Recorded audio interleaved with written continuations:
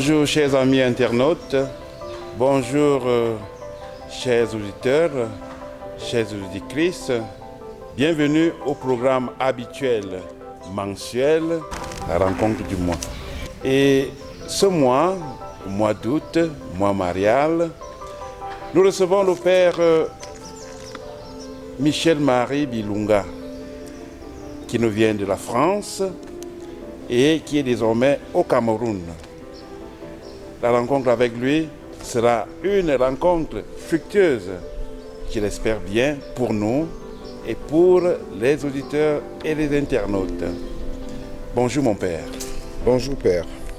Alors, qu'est-ce que ça vous fait de savoir que vous êtes à nouveau membre du presbytérium du Cameroun, notamment de l'archidiocèse de Yaoundé, et après un long séjour en France?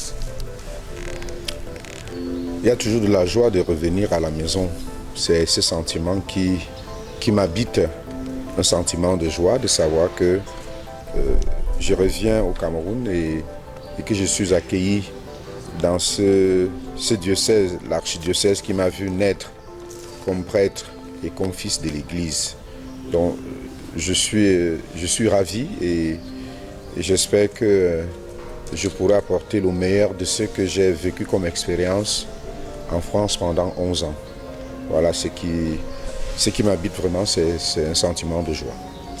Et comme Pallotin, on n'oublie pas que vous êtes au Pallotin et que vous êtes le nouveau curé de la paroisse Saint-Vincent Pallotti de Loncac. Alors, comment vous sentez-vous parmi les vôtres que vous avez retrouvés après 11 ans? J'avoue que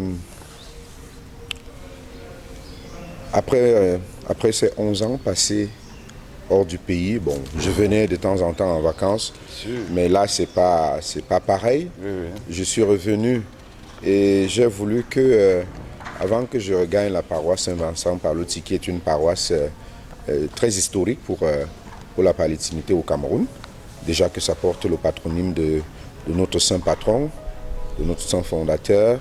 Je suis revenu dans ce lieu qui a été pour moi un foyer de formation, la maison Pallotti.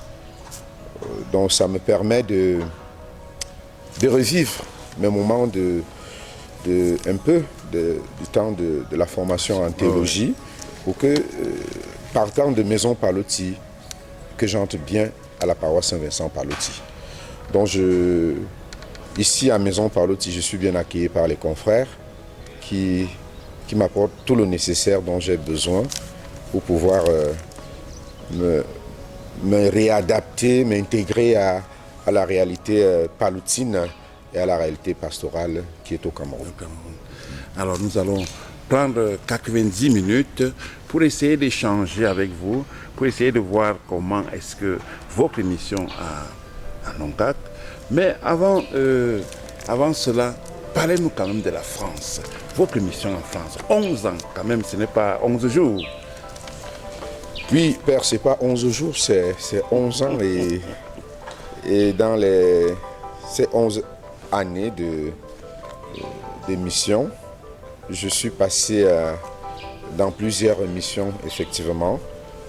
J'ai été 11 ans dans deux diocèses de la France. Je suis entré dans le diocèse de Pontoise, qui est dans le 95, où j'ai passé 6 ans.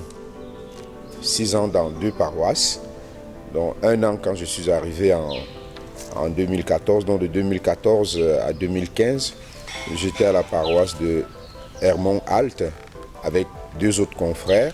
On a cheminé un an ensemble. Et l'année qui suivait, je devais partir pour la paroisse de Garges-les-Gonesse, les paroisses de Saint-Martin et Sainte-Geneviève, où j'étais aussi avec 2 autres confrères, 2 aînés, le père Samuel qui était notre curé et le père Paulin Aoumou qui était le recteur de la communauté. Moi, j'étais l'économe de la communauté. Je m'occupais dans cette paroisse des jeunes, l'encadrement des jeunes et la catéchèse pour les enfants. Ça a été un moment très, très porteur pour moi parce que dans cette paroisse, j'ai fêté mes 10 ans d'ordination et je me suis senti porté par cette communauté qui était très chaleureuse.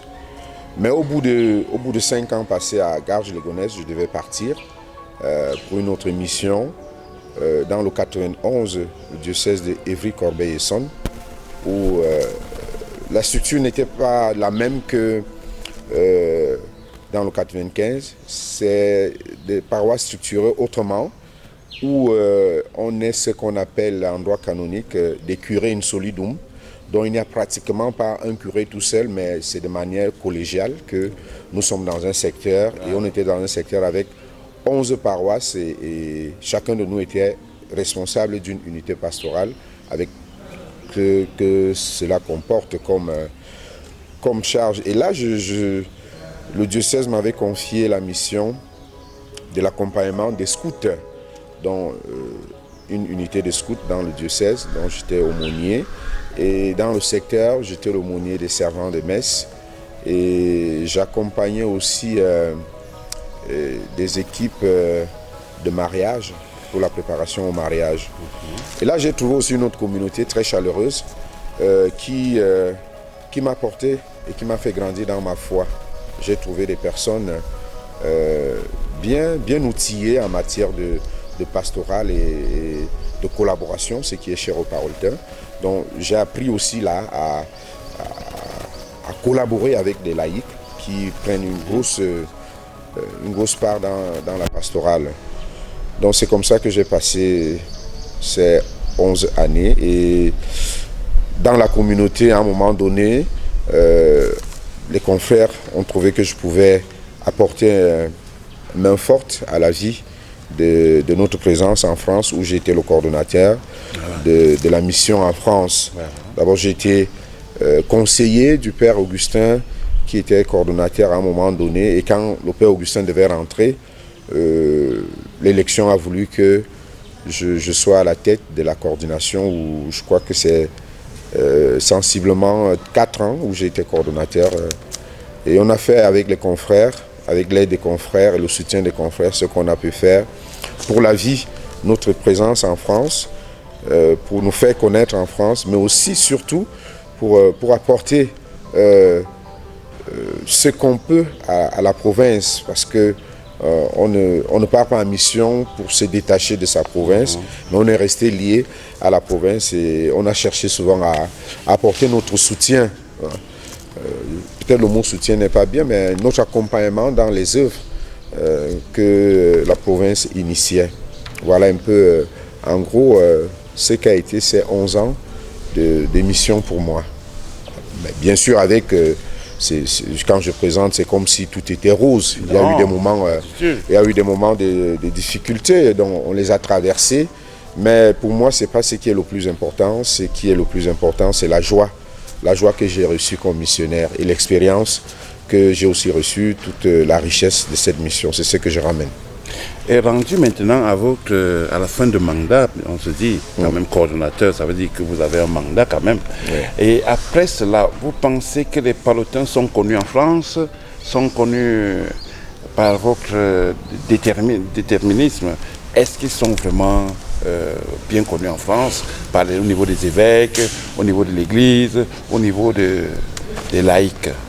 Il y a encore tout un travail à faire, mais ce que je peux dire, c'est que au niveau de l'Église qui est en France, des diocèses, parce que nous sommes dans 6 diocèses, partout où les confrères sont présents, on fait une bonne tâche.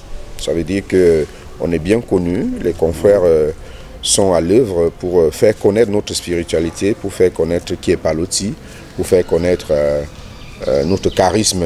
Et il y a une très belle collaboration, une bonne collaboration avec tous les évêques qui nous accueillent. La preuve, c'est que nous avons fait venir un évêque auxiliaire de la France pour faire des ordinations ici. C'est une marque de collaboration. Et je crois qu'actuellement, il y a un confrère qui fait un stage dans un des diocèses, le diocèse de Meaux, qui nous accueille. Un confrère qui fait un stage en matière de gestion, quelque chose comme ça. C'est toujours l'action de la collaboration pour dire que notre passage n'est pas vide. N'est pas vide, en fait. Ouais. C'est quelque chose qui est porteur.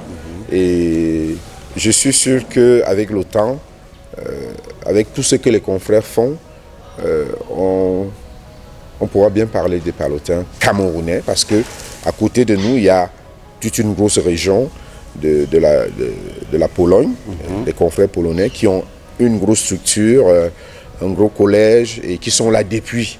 Donc parfois, et qui font dans la miséricorde divine. Parfois, quand nous parlons qu'on est palotins, on pense qu'on est avec les Polonais. Donc c'est un peu différent. Mais je suis sûr que les confrères travaillent bien et que nous allons marquer notre temps, notre histoire en France. Ok. Nous le souhaitons vraiment aux confrères pour que cette mission porte et qu'elle soit porteur pour tous. Alors, après donc votre mission en France, après la coordination en France, vous atterrissez au Cameroun et bientôt vous serez installé curé de la paroisse Saint-Vincent-Pallotti de Longac. Un grand challenge, père. Oui, la vie est faite de challenges. Même pour partir en mission, c'était un challenge. Donc quand on revient, c'est un gros challenge, comme vous le dites, mon père. Et nous en sommes conscients.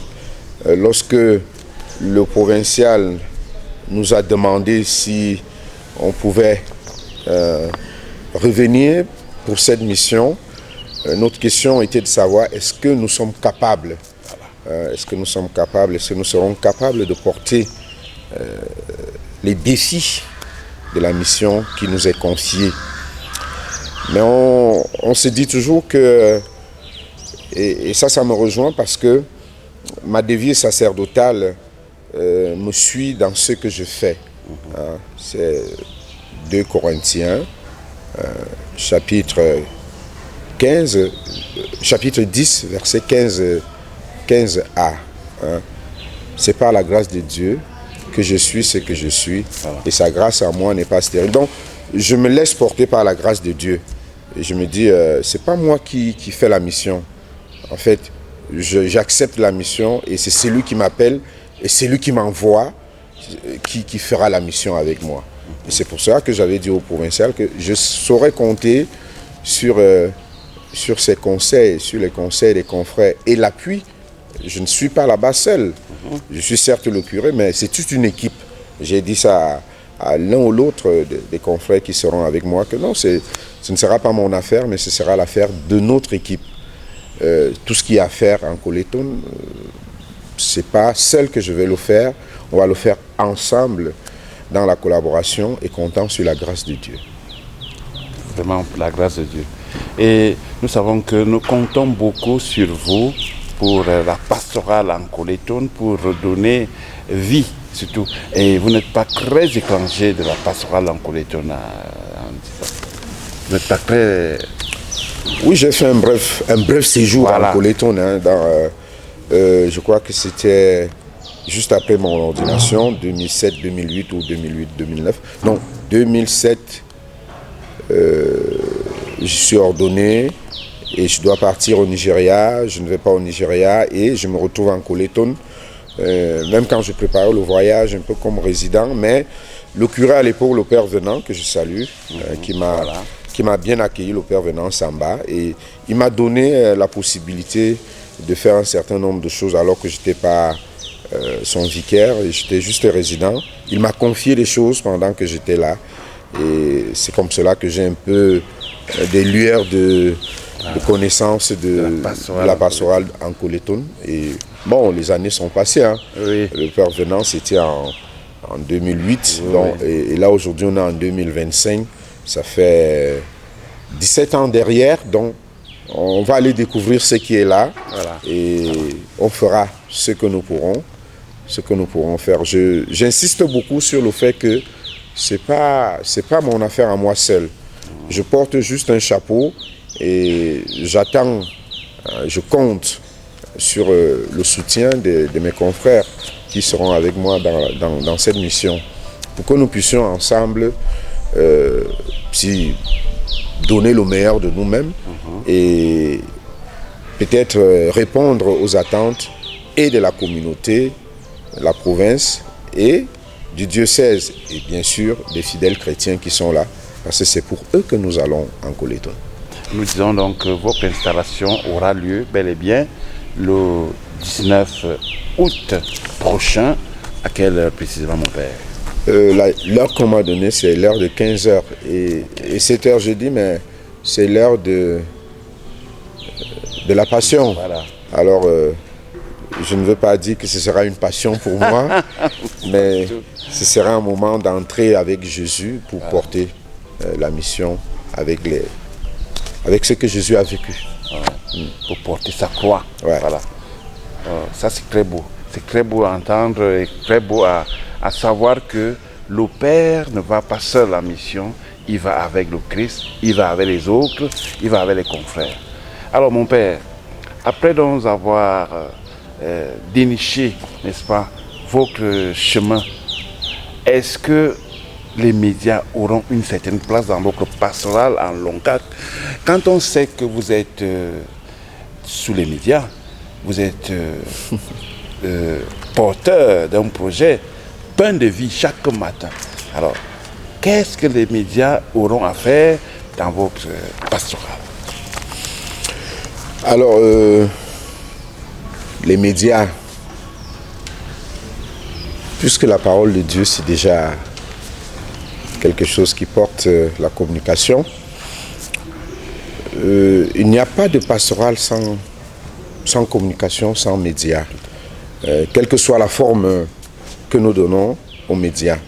Mais les médias auront une place de choix dans notre pastoral pour essayer d'être à la page, Voilà. d'être avec le monde d'aujourd'hui.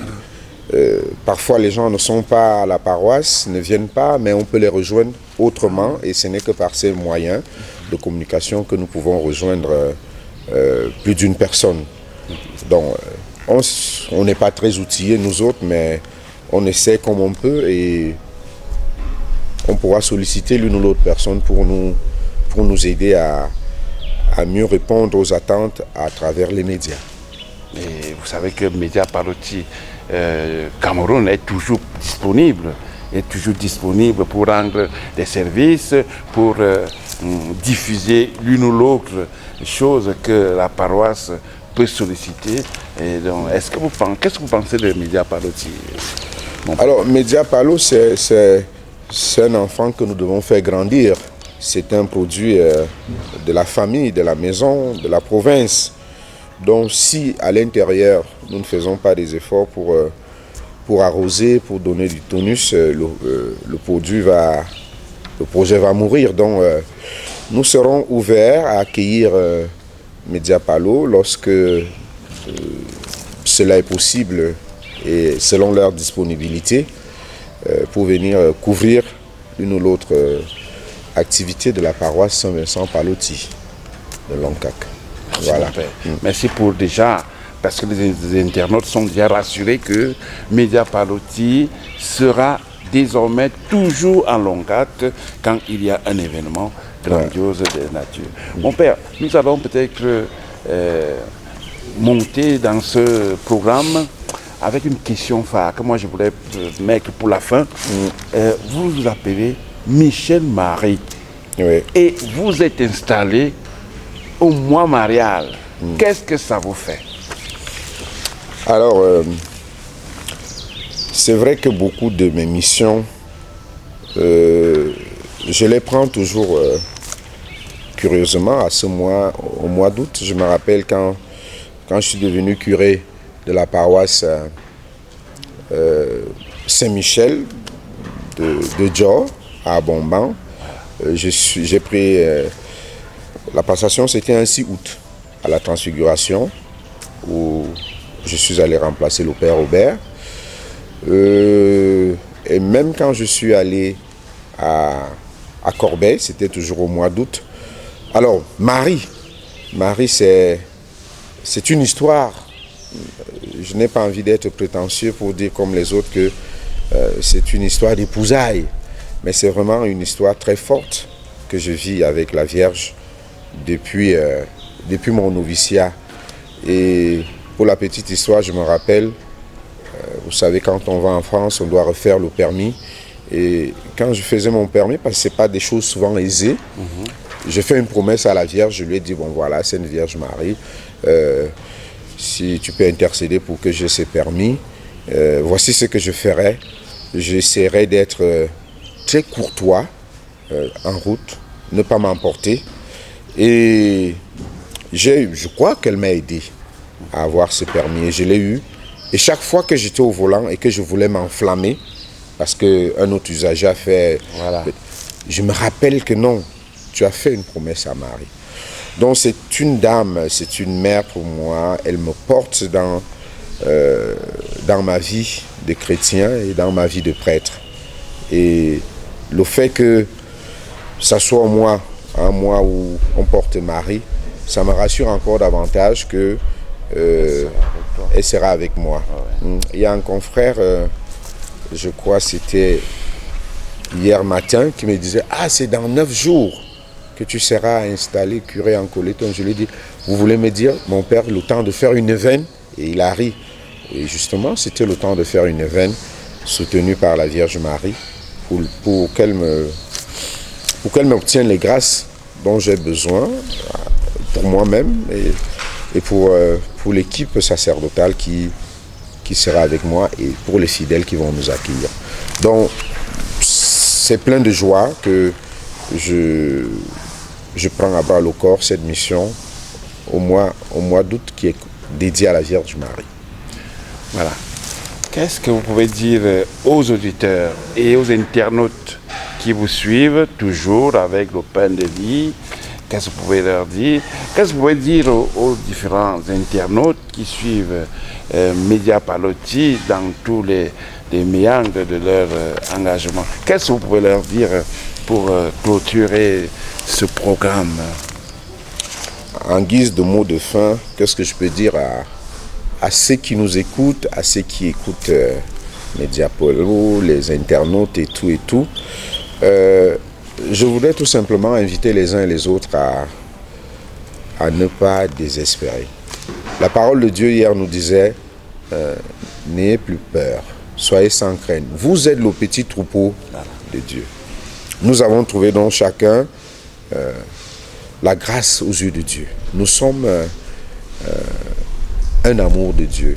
Et ce que Dieu attend de nous, c'est que nous soyons amour les uns pour les autres. Que chacun de nous essaie de travailler sur ce plan-là pour qu'il soit une grâce de Dieu pour les autres. C'est comme ça que je présente les sacrements. Les sacrements sont des grâces que Dieu nous donne et le sacrement des sacrements, c'est Jésus-Christ. Parce qu'il a été une grâce pour nous, pour tous les humains. Et comme on reçoit la grâce de Dieu, qu'on fasse aussi un effort de devenir une grâce de Dieu pour les autres, donc des passeurs de l'amour de Dieu. Voilà ce que je peux inviter les uns et les autres, ne plus avoir peur, parce que nous avons Dieu avec nous, lui faire une totale confiance et savoir que nous avons reçu la grâce de Dieu et que nous devons être les grâces de Dieu pour les autres, de pouvoir passer la grâce que nous avons reçue. Et ça nécessite de connaître quelle est ma grâce particulière que je peux partager avec les autres. Mais de manière générale, nous avons tous reçu une grâce et le don de la vie. Si nous pouvons partager avec les autres ce que nous sommes déjà, dans la vie que nous avons reçue, avant de partager avec eux, si cela nous est possible, ce que nous avons. Voilà un peu comment je conçois la vie et comment moi je veux la vivre et comment j'invite les autres à la vivre. Que je sois une grâce de Dieu pour ceux qui me rencontrent ou pour ceux que je rencontre. C'est tout ce que je souhaite à ceux qui nous écoutent présentement et à tous ceux qui sont autour de nous, les internautes et tout ça, que chacun de nous redécouvre le grand amour de Dieu et pouvoir en être témoin dans ce que nous faisons et dans ce que nous disons. Merci mon Père. C'est moi qui vous remercie. Pour les autres. C'est très fort, c'est très beau. Donc, chers internautes, chers amis auditeurs, nous vous invitons à suivre ce programme continuellement pour l'édification que ça apporte dans notre vie. Le Père Michel Marie a été très éloquent, très fort, très comme il sait le faire, très enseignant, un enseignant de la parole de Dieu, et il nous édifie dans la vie. Être des grâces pour les autres. Merci pour votre aimable attention et à la prochaine.